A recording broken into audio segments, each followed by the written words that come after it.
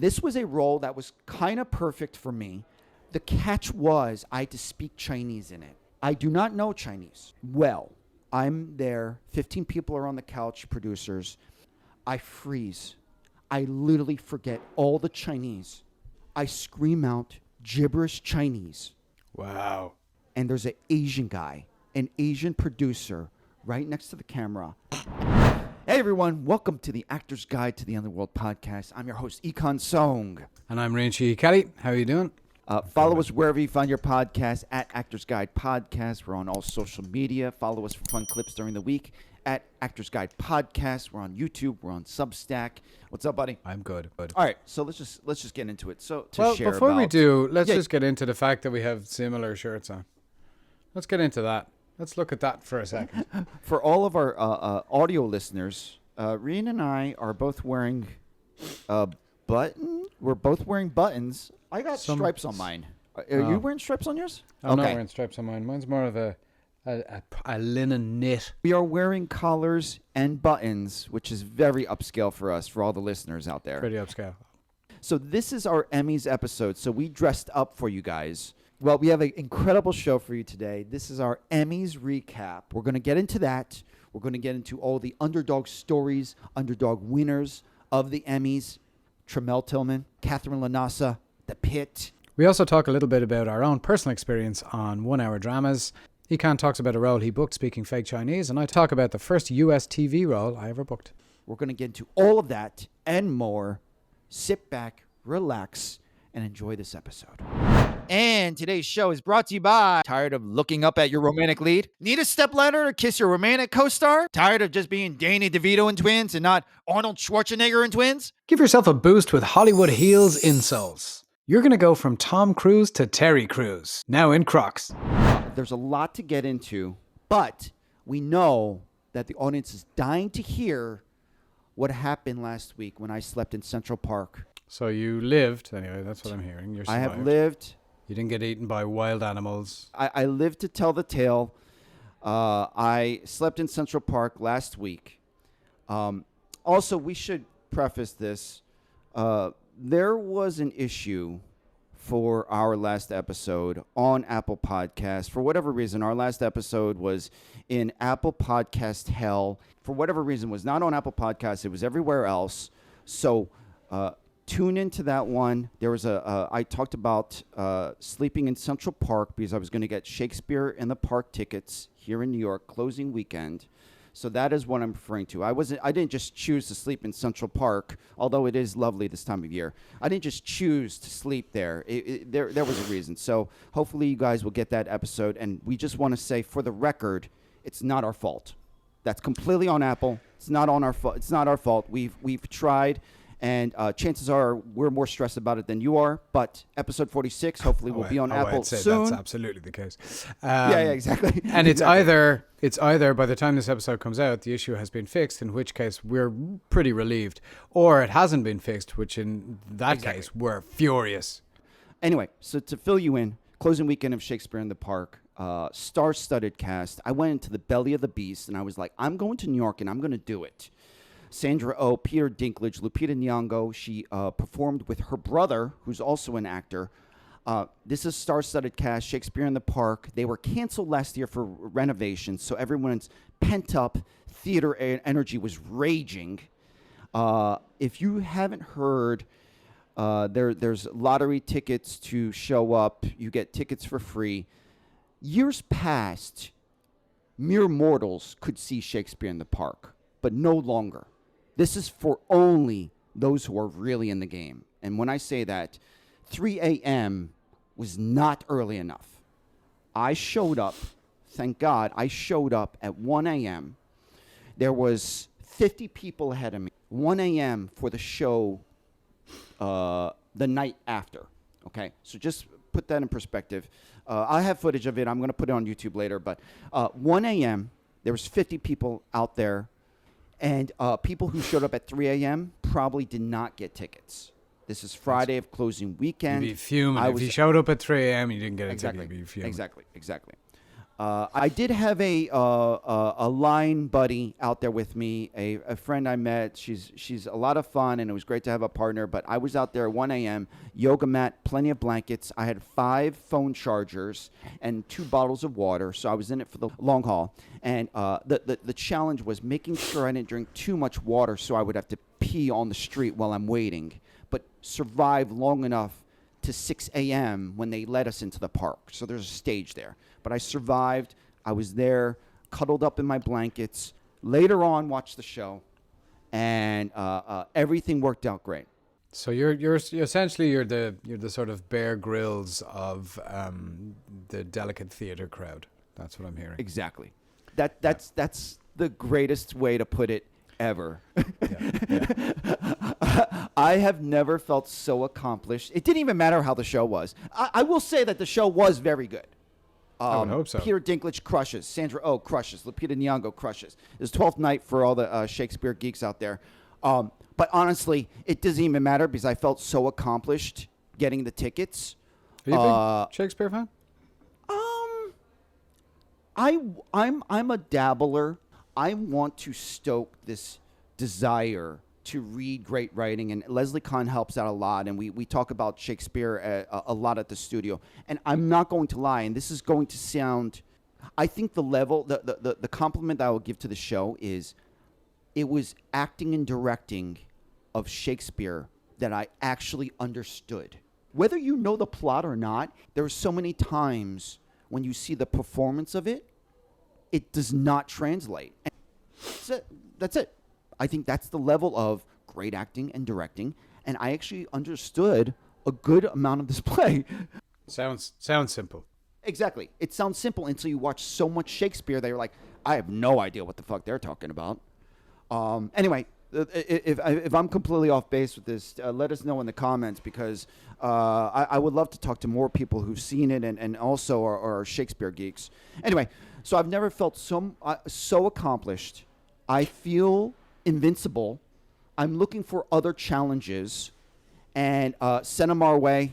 ActorsGuidePodcast@gmail. I'm looking for more things to conquer because I'm absolutely invincible. I think now that you've done that, you should sleep out in Central Park on your own without the protection of the theater crowd, and just see how that goes. Without protection of 350 people in line. Yeah.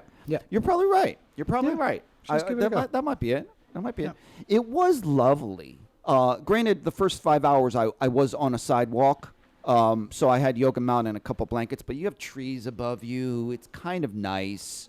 But you're completely right. I was protected with 350 theater-hungry audience members.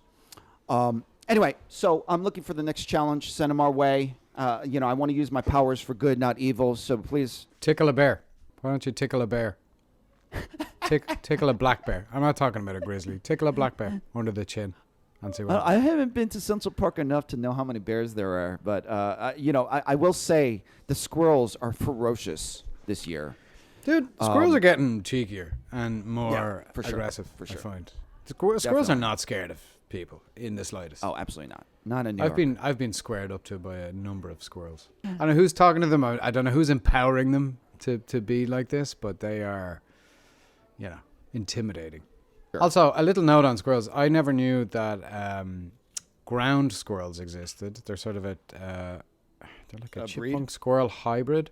They down in the bluffs here, in Santa Monica, right by the ocean there. There's sort of Palisades Park, which is down the bottom of the street, has a load of ground squirrels that don't climb trees. They have like a system of burrows, like in tunnels just on the edge of the cliff there, and they just pop up and they're all over the grass there. And the little ones are adorable. They look like Disney cartoons, but they look like squirrels but without the big bushy tail, and they can't climb. They just like stay on the ground. How did you find this out?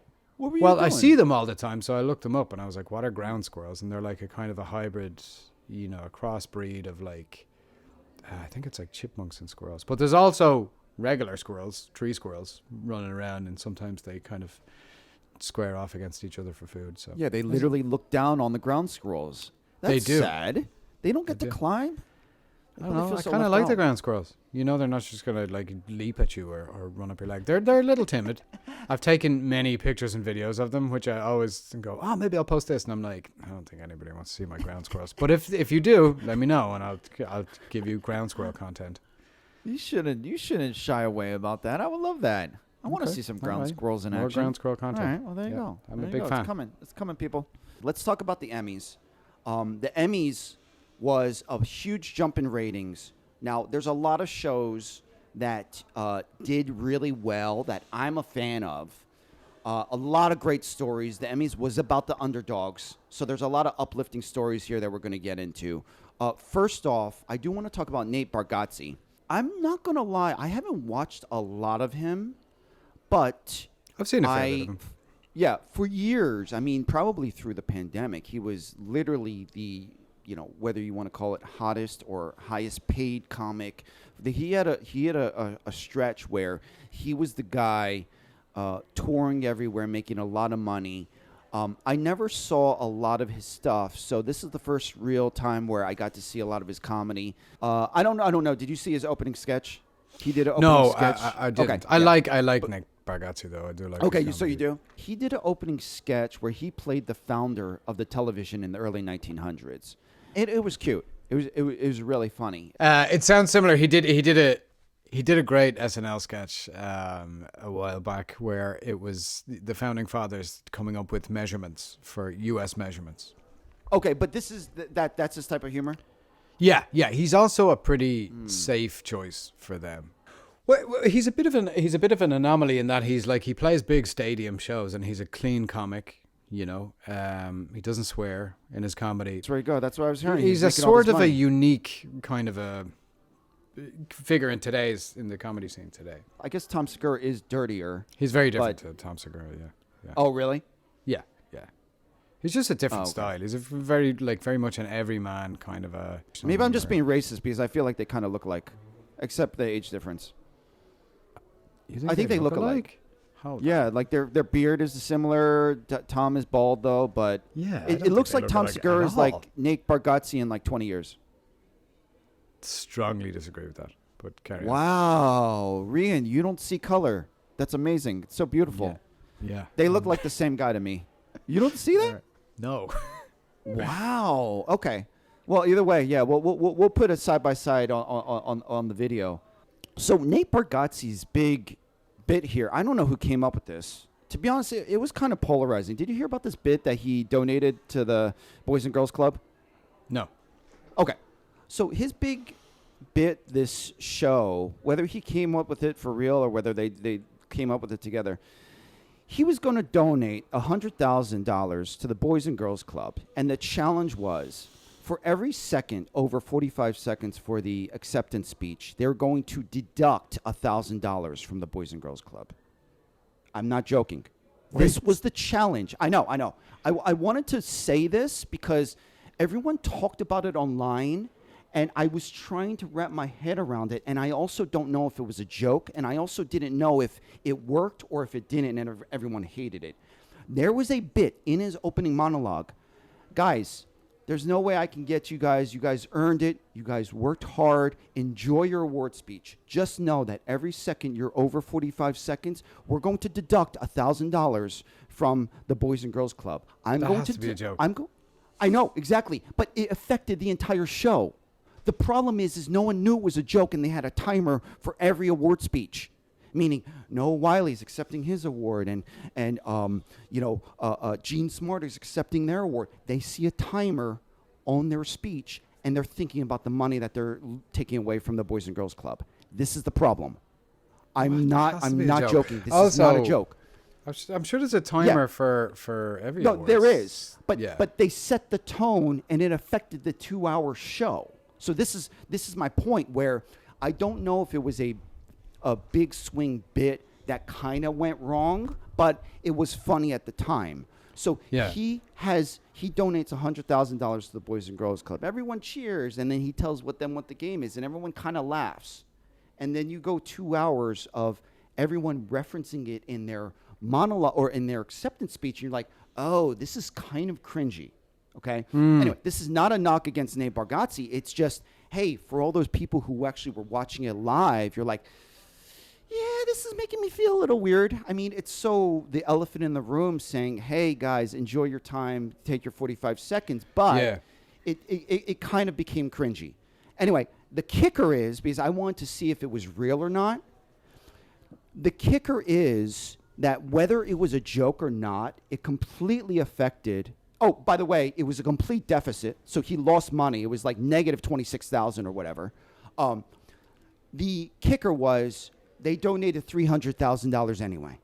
Yeah, so that's exactly. My point is you just took everyone's award show. Now, here's the thing: whether you care about celebrities giving their award speeches and how much they really fought and their chance to speak about it, that's one thing. But the point is it was a joke, and everyone kind of lost in the end because, hey, it doesn't matter what the timer was because we're giving $300,000 away anyway. Right. That's my take, and I just realized, because I had to look it up for myself, how much money was there at the end? Was this real? And there you go. So you can decide what yourself, but I can't go by all the clickbait articles online about whether people hated it or liked it. I just saw it for myself, and I'm like, okay, I get it. Right. People enjoyed the show for the most part. You know, that's never an easy spot to be in. People hate the host. There's always some people that love it, that hate it. You need to go with someone who's safe for the Emmys. And I think for the most part, they got some good laughs. All right. Yeah. So there you go. I did. Yeah, I wasn't aware of that. Okay. I'm basically just I'm just basically just filling in Rían on this entire show. So we're going to get to the next part. Yeah, I didn't. Yeah. So the next part now, and this is funny. So the Pitt was a big winner, and huge winner. Ironically, you can take our word for it. It's a great show because you absolutely will never watch that show. There is so much blood in it. Why? I don't mind blood. I just don't like little girl ghosts or. Wait! You told me you don't like needles. Oh, I don't like needles. Oh, that's what I'm talking about. Needles. Oh, you'll see needles. Blood, I don't give a fuck about. I don't give a fuck about blood. Like I watch blood and it's good. There's something to do with veins, needles going into veins. It's a vein thing. I get. Whoa! You definitely will see a lot of needles and going into skin. Yeah, I don't like that. Oh, it's veins. It's something to do with veins. Like, and I don't like, if I get blood drawn or whatever, as long as I don't see it, it's fine. Like, it's not painful. Yeah, it's not particularly painful. It's like a little pinch, but like just the idea of even talking about it now, I'm like, ugh. And the mad thing is it's funny because nurses will tell me like anytime I get any kind of injection, oh, you've lovely big veins, and I'm like, and I do it like I'm very vascular. I don't know if you can see that, but like I have very prominent veins in my arms. That's so funny. I actually have large veins too. It's like people who all the nurses just love to just. Oh, they're thrilled. They're just like, oh, you have lovely big veins, and I'm like, don't say that. My mom is a hematologist for 30 plus years. Actually, was one of the best. She never stopped working. She was one of the best, and she was actually detecting diseases in blood. She was analyzing it, and also she took pride in she was the best one to take people's blood, and she actually took our blood and analyzed our blood when she went out to work. Just for fun? Yeah, just for fun. Just for fun. I was getting free blood work. I was getting free blood work as a kid for all those years. I had no idea what she was doing. But, shout out to my mom. She was great at what she did. Oh, but speaking of, shout out to all the first responders and people who work in the hospital. The Pitt was a big winner. Mm-hmm. They shocked Severance. They shocked Severance for Best Drama. Noah Wiley took Best Lead. Yes, he did. And shout out to Catherine Lanassa. Catherine Lanassa, if you didn't watch the show, you might, I don't know if you're familiar with her, but she is, I only found this out recently. Obviously, the more that she's getting rave reviews, but she won. If you saw her performance, she has so much heart, so much humor. And I will give a shout out, a friend of the podcast and a friend of ourselves. She actually does remind me a lot of our friend Mary Niederkorn. And Mary Niederkorn gets that a lot. I believe that she should be on the Pitt like tomorrow. Anyway, Catherine Lanassa actually she's in LA. She could do it. Yeah, there you go. Now. She's ready. Catherine Lanassa actually also battled cancer. So she already has lived a full life and has this dream role on the Pitt. She won supporting actress. Whether it's this, a continued push for, hey, let's love on some LA shows. We also talked about last week the Pitt production assistants just unionized. So that is a very big, it's a community on the Pitt. You talked about Noah Wiley wrote a letter to all of the cast on the show about the community and environment that he's trying to build. So if you haven't watched the Pitt, I've seen most of it, and it's great. Well, I don't watch a lot of. Do you watch medical shows? I know that you. No. Okay. Oh well, yeah. We talked about the whole needles. I mean, I grew up watching Casualty on BBC because my parents watched it, but I don't watch. Like, I didn't watch Grey's Anatomy or. Did you grow up watching ER? Not really. I was aware of it, but I didn't get into it. No.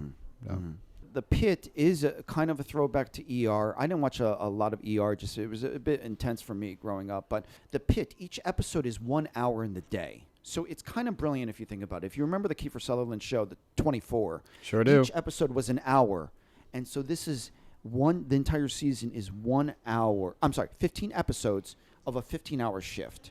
And you see what these first responders and doctors are going through in this entire day. It's incredible. Really great acting. Really great director. Yeah. It is interesting that the sort of preoccupation with... shows that involve cops or fire departments or hospitals, and like they seem to just always do well, no matter what the country or you know what I mean. Like it's a great environment for a TV show because people can come in and out. Chicago Fire, PD, and Med have been going for years in Chicago now, and that's a great point. And you look at the news, it's a way to glorify these people, especially coming out of the pandemic, these people who actually do real incredible work, and it's a way to glorify real people. Yeah, there's something for everyone in entertainment, whether it's fantasy or video games, anime, and it's great. There's something for everyone. But personally, for me, it is nice to appreciate and get lost in real people who are literally saving lives, as opposed to a lot of the other things that we audition for. So anyway, that's my 2 cents. But you're right. The 1 hour procedural is never going to go out of style. Yeah. What was it, NCIS? Yeah, what was just procedurals in general? What's been, your experience of working on a procedural? How did you find that? The one thing I will say about, first of all, looking back on it, because that was a handful of years ago, when you're on a show that has been on for 20 plus years, it means that you're going to get paid. you don't make as much residuals from a show that gets canceled after years. So just, people take it for granted, say a 1 hour procedural like Law and Order or NCIS. I don't know if I ever told you the story, but I'll get through it real quick because I don't know when it will ever come up. I have a soft spot in my heart for NCIS because I literally auditioned for that show 35 plus times. I lost track. I'm talking about literally over the course of 8-9 years. I lost track, and this is in person. I was going into callbacks with the producers in a tiny room with 12, 15 producers on 2 couches in getting recorded on video. It was never less stressful, and I was getting in there 20 plus times for callbacks, and every time I said to myself, I'm going to die before I'm ever on the show. So this was part of my 8-9 years of life. I don't really care what I do in this industry. I just don't know if I'm ever going to be on the show.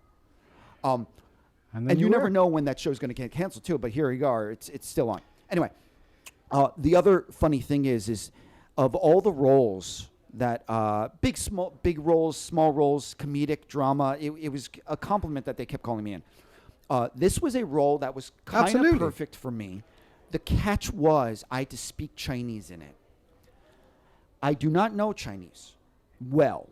Every time I learn Chinese, I have to drill it with my mom, and I'm literally drilling a foreign language that just like you, or if you're practicing a dialect or a foreign language, I'm drilling that and then also trying to be a good actor. I'm drilling it. I'm going to callbacks, and this is I got a lot of adrenaline. This is the moment. I literally am performing, and I've been embarrassed to say this story publicly for all these years because it is embarrassing. I'm there. 15 people are on the couch, producers, and I get ready for the Chinese part. I freeze. I literally forget all the Chinese. And I scream out gibberish Chinese. Literally gibberish Chinese. I made it up. I just said gibberish that came out of my mouth. And I can't even. In a take? For the producers with 15 people on the couch. Sorry. Oh, yeah, no. This is literally in the callback. Oh, well, that sounds like you were probably safe. Hold on. I was not safe because I freeze. I scream gibberish Chinese. I'm talking about literally gibberish Chinese. I hold my head up high, and like a gymnast, I just stay strong and I plant the landing, right? And I look to the camera, and there's an Asian guy, an Asian producer right next to the camera. And I look at him dead in the eyes, and I go, oh, yeah, he sees I'm full of shit. Yep, he's Chinese. He knows I'm completely full of shit. But I hold my head up high, screaming gibberish Chinese. I leave like I did that on purpose, and I walk to my car kicking and crying because I blew another callback for the show. I took a hot bath and just thought about, well, there's always next time. There's always next time. And then, of course, the next day I got a call from my agent and I got it. Like no pin, no avail. Crazy. They just called me. I got it. So long story short, it was a very special moment of that show that it didn't even matter how the experience was. I was just so happy. Yeah. To finally get that show. Anyway, that's wild. That's my thing. So I that's wild because it's funny because I've had the experience where you're like I fucking blew of course. That was shite, and then you get it. But I also when I booked Chicago Fire, which was my first first American TV job. I didn't realize it was your first American job. It actually qualified me. Yeah. And it qualified me for SAG membership. That was my first, that was got you into the union. Like, there you go. That qualified me for the union. But I remember leaving the audition. I remember leaving the callback. And the director of the episode, who's a really lovely guy, Sandy Buxtaver is his name. He has directed a lot of Chicago Fire and PD and that. He was just really nice in the audition. We had a great chat, we had a good laugh, and we were trying different things. And I remember he said to me, he goes, try it in your own accent, because the character I was playing is a doctor on the show, and he could have been Irish, and I was like, oh, cool. And I was like, are you sure you want this guy to be Irish? And he's like, yeah, give it a try. And then he tried it. He's like, yeah, I don't know if they're going to go for that. But anyway, we had a great time, and I came out of the audition. I remember driving away from... Oh, that was in the audition. He told you to try it in the accent. This is yeah. Well, it actually also happened on set, okay. But that was. But I remember driving away from the audition. It was down at Cinespace in Chicago where they shoot the show, and that's where the casting office was. It was Claire Simon Casting at the time, and they. But I remember driving away, and I remember being at a light, just kind of coming out of the thing, a traffic light, and I was like, I just booked my first American TV job. I knew, but still, which was weird because I had planned on moving to LA at the around that time. It was 2018, and I had tried to move earlier in the year, and it didn't work out. So I got I got a short-term lease, and I planned on going towards the end of the year. And that day, I don't know if it was that day or the next day, but I went down to the leasing office of the building I was living in. And I was going to, I could either extend for a few more months, for another 6 months, or I could, say I was leaving. I remember asking them, I was like, is there any chance I can stay for a couple of months? Because I wasn't too sure, And they're like, no, it's got to be a 6 month or a year lease. So I was like, all right. So I said, okay, I think I'm gonna leave. So I made the decision. I told them, I was like, all right, I'm going to move out at the end of the month or whatever, next month.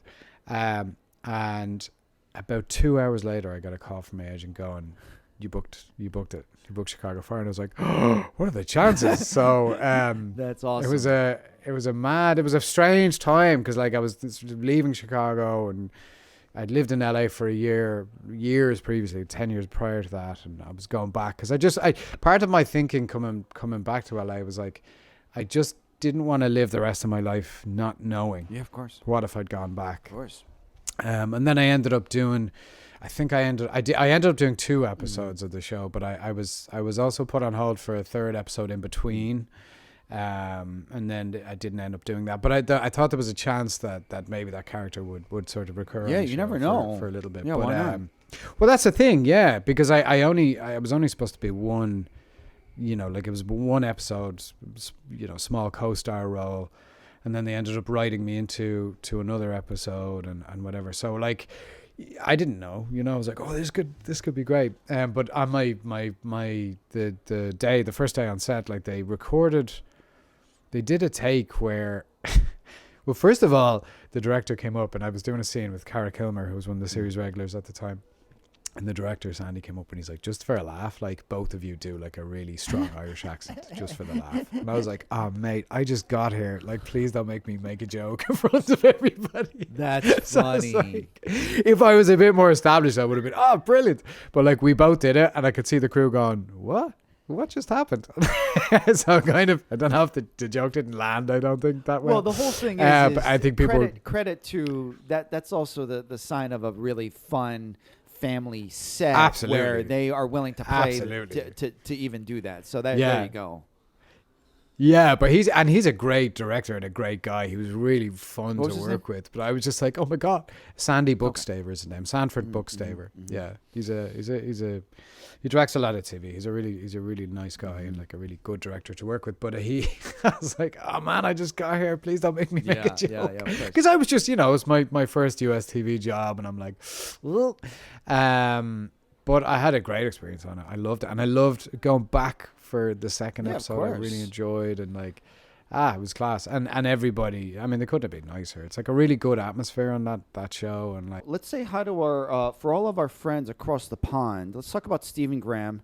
Let's talk about Owen Cooper, because Adolescence really struck it big that night. Stephen Graham went to the podium 3 times.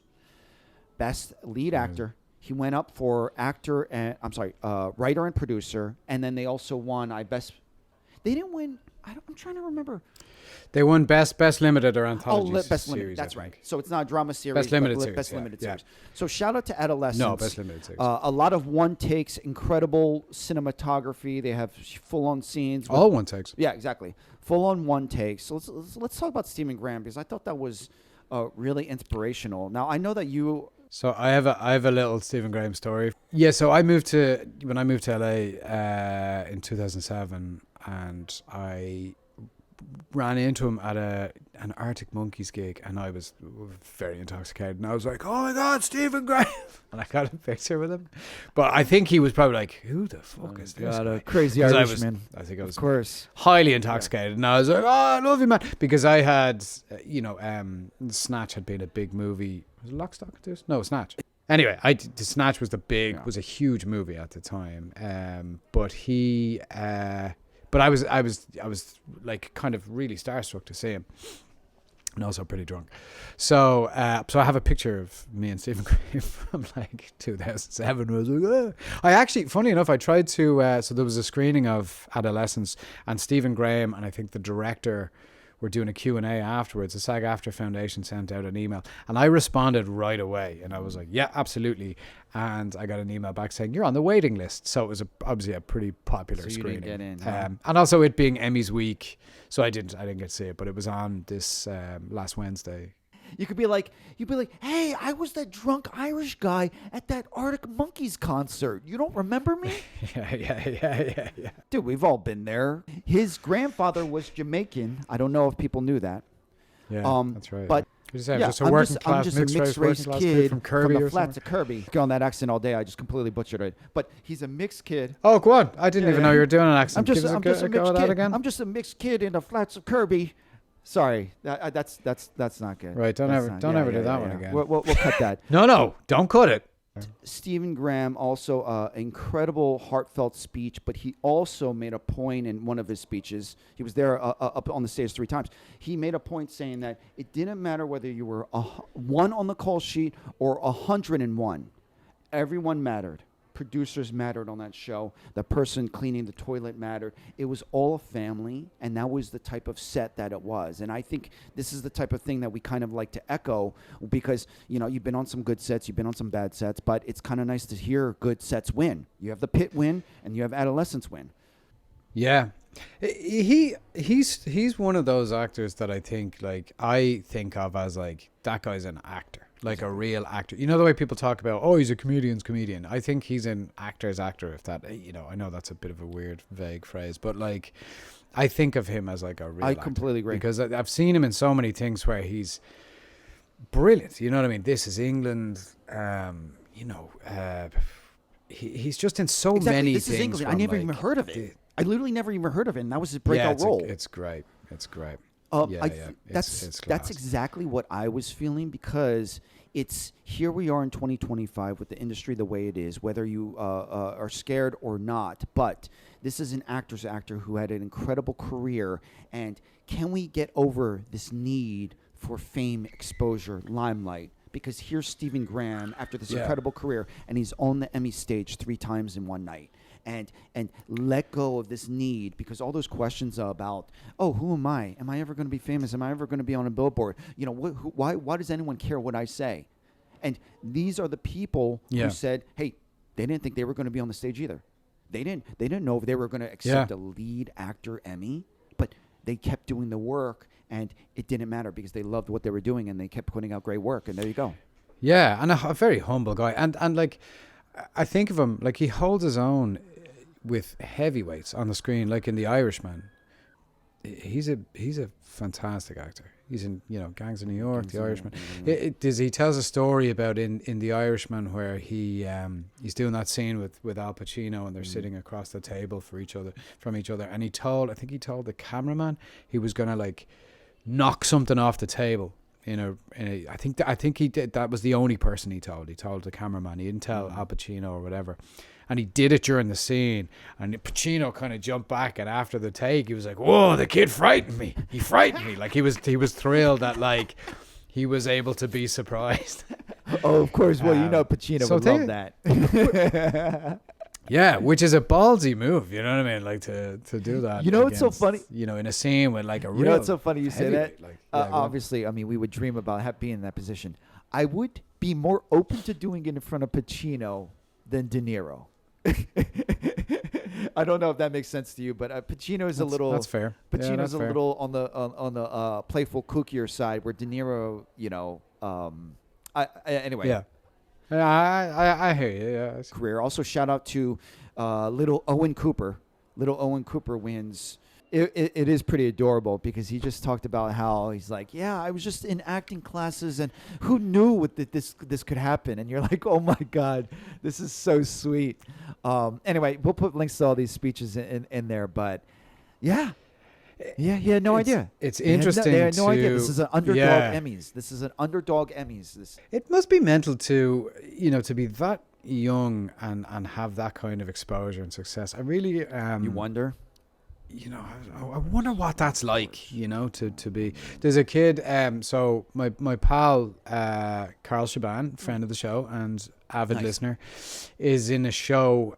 Is on a show on Irish TV called Show Kids at the moment, and the lead of that show is a kid called Flynn Gray, young actor called Flynn Gray, and he also plays. I think he plays Owen Macken's son in the show Borderline.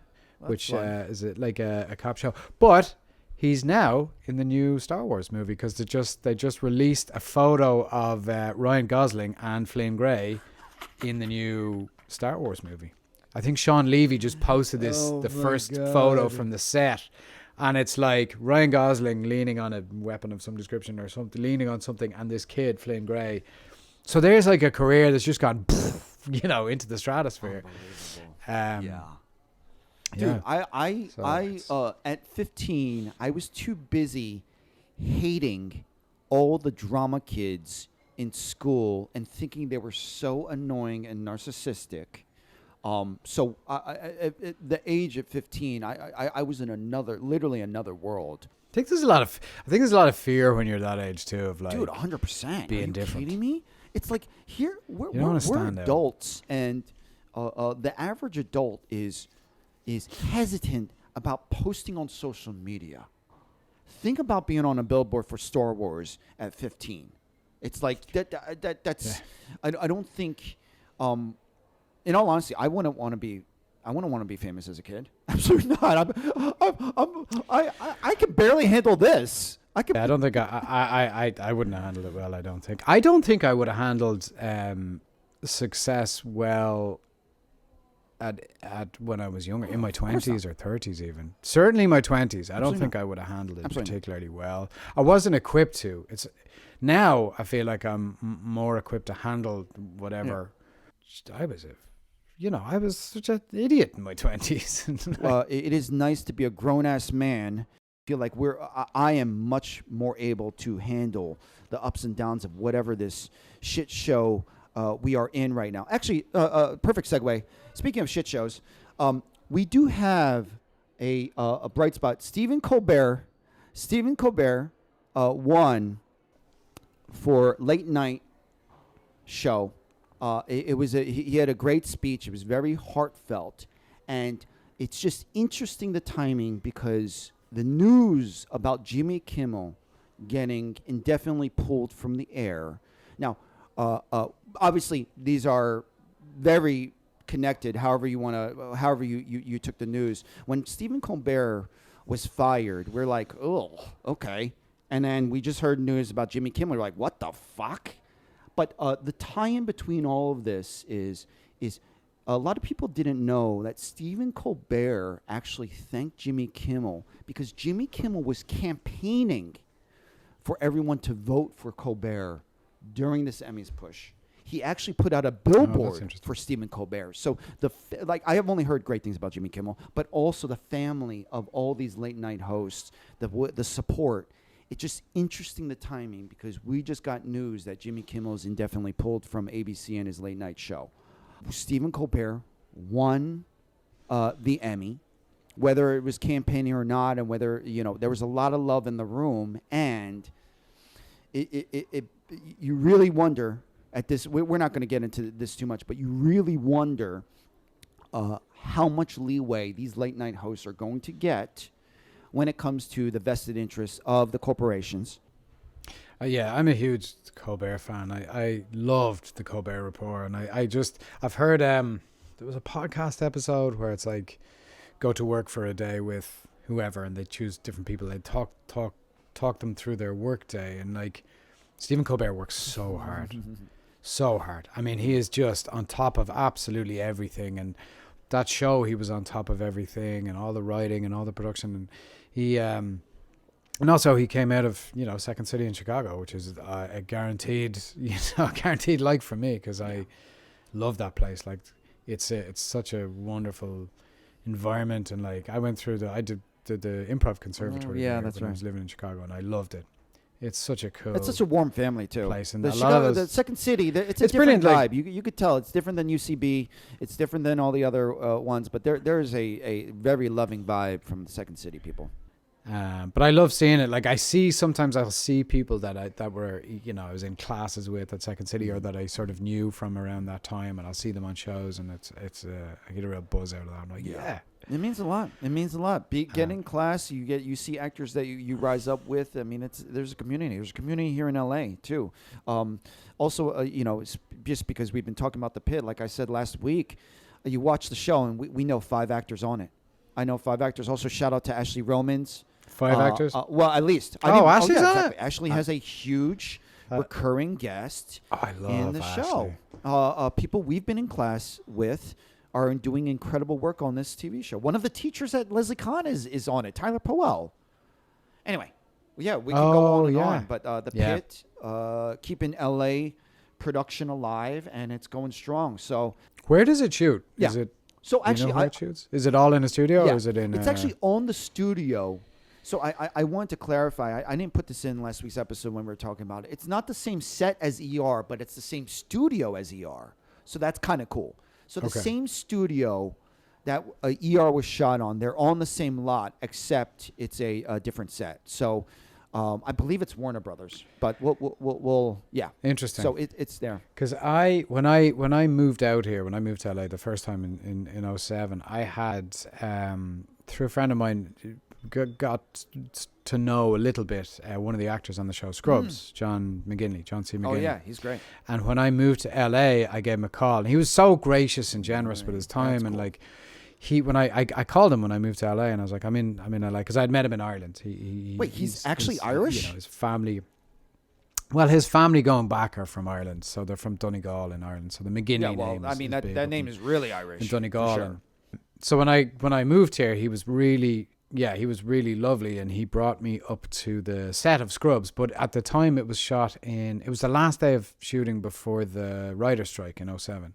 So this was the last production day before the strike began. The last day? Oh my God. Yeah. So it was shot up in what was formerly the North Hollywood Medical Center at the time. And I got to watch them shoot some scenes, and I met some of the cast, and I met the creator, Bill Lawrence, and it was brilliant. Wow. Like, it was such a lovely thing for him to do. How many seasons were they on at that point? I think he gave me a signed script from season 5. So it was at least 5, if not 6 or 7. Okay. That makes a little more sense. Dude, that would have been a tense day right before the writer's strike. That's amazing that they even brought you in. Well, Bill Lawrence gave a speech. I remember, like, he talked about how they were hopefully going to get back soon, and and John was very generous. He was like, we'll try and get you in, we'll try and get you a part. And for various reasons, the strike went on a long time, and I went back to Ireland. It didn't happen. Now, I don't know if it was ever going to happen, but it was nice of him to say that, you know what I mean? And I was like... Oh, of course. Yeah, and in my 25-year-old mind, I was like, oh, LA's real easy. This is what happens. But it was... That's funny. Yeah, but actually, the timing of it's interesting, because there is currently a Scrubs reboot that they're casting right now, and is either in production or going into production, and it's shooting in LA. It's shooting in LA, and everybody's back. There you go. I think it very well could have been shooting in Dublin. Right. Thank God it's shooting in LA. Moving on. Shout out to the hacks. Well, not the hacks, but shout out to hacks. Shout out to the hacks of the world. You're like, which one? Am I right? Yeah. Where would we be without hacks? Yeah. The show is a hit. Gene Smart has won an Emmy each season that it's been on. It's almost, at this point, Gene Smart just handed her the Emmy. And then Hannah Einbinder finally won for Best Supporting. I never even brought this up because it's just been a whirlwind over here. I saw Gene Smart do her one-woman play, Call Me Izzy. She did it over the summer. Absolutely remarkable. Like, it's one of those things where you go into a one-woman show and you're like, okay, well, obviously I didn't. You just never know what you're going to get. And it's like, it's a lot to ask for. So riveting, so funny, so heartbreaking. I was so happy to have watched that.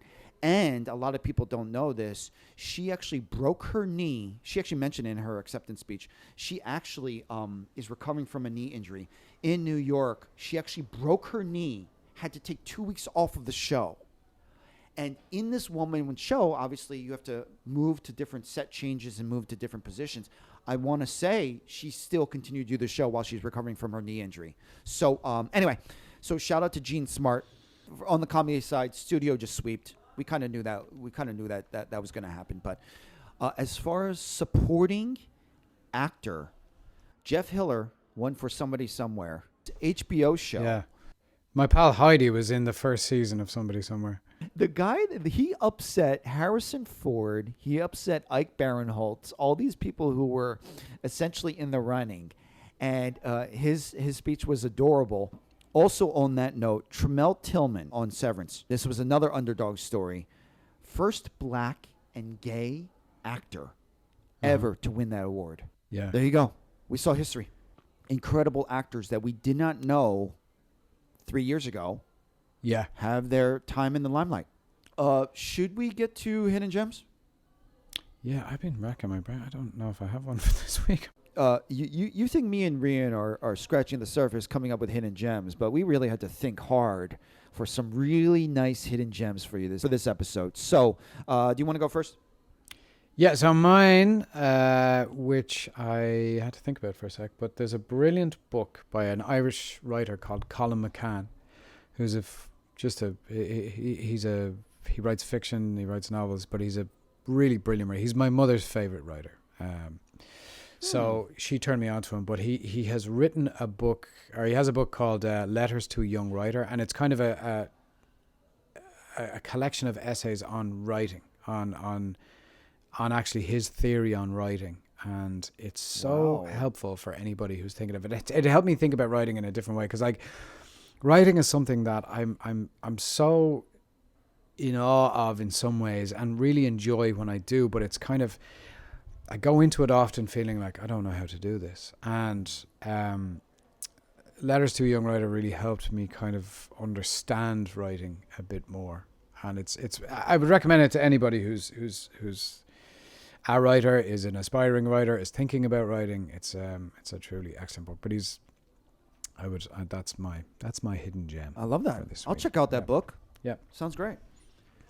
So for my hidden gem, I do want to give a shout out to a brand that is they actually just did a pop-up here in New York, and it's this past week. I've literally been going to this pop-up every day. They had a hard release this past week. It's really clever. It's called Coconut Cult. It's actually a yogurt brand. So they're launching. And this activation was called the Collab Lab, where they actually launched and collaborated with a lot of other superfoods and other food brands. And they created this really fun thing here in New York. I'm not going to lie. It's so addicting because they have a claw machine. They have a claw machine in there, and you actually get to win a prize. You get to play once a day. Me and my sister, well, my sister mostly, but I'm so addicted. We are so addicted to this claw machine. It's such a fun time. So check out Coconut Cult. Was a special fun thing because they collaborated with a New York artist. She hand sews all these, essentially plushies. She hand sewed all these plushies, like literally there's over hundreds of plushies. She hand sewed them. I don't know how she did it. Her name's Lucy Sparrow, but they're so cute. We've been playing this claw machine like it's our job. I'm not joking around. Well, I'm going there later this afternoon. I'm not joking out. They have been here all week. If I ever see a claw machine, I'm probably going to be addicted. I'm probably going to play the claw machine. That's really impressive, yeah. It really made you want to blab about the Collab Lab. It sounds fab. Anyway, all right, I'm just getting hyped up. And here we are wrapping up. All right, well, there you go. That's our hidden gems. Hope you going to go out into the Capital One cafe and grab someone and shake their shoulders and scream, "Get out there and activate!" Exactly. I probably should shout out to this Capital One cafe and go to the Collab Lab. Anyway, that's our episode, everyone. Hope you enjoyed it. See you next week. See you next week, guys.